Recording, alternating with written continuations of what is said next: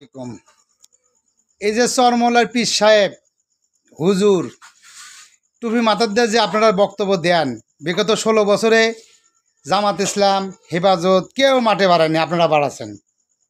আজকে জামাতের সাথে জামাতের নেতারাও মনে করেন আপনাকে সাথে সুরে সুর মিলাচ্ছে।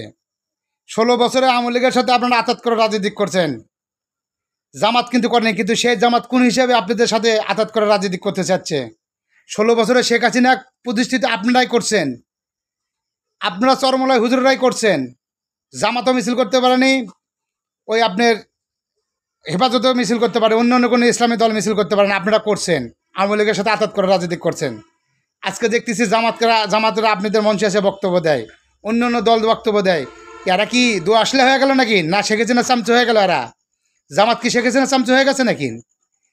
যদি আমার কথা থেকে কষ্ট পান, এটা হিসাব করে নেন যে চরমলায় পীর সাহেব বিগত 16 বছরে যে রাজনীতি করছে, সেই রাজনীতিকে একবার আওয়ামী লীগের ধারা রাজনীতি করছে। এখনও তাই আওয়ামী লীগকে প্রতিষ্ঠা করতেছে এই চরমলায় পীর সাহেব।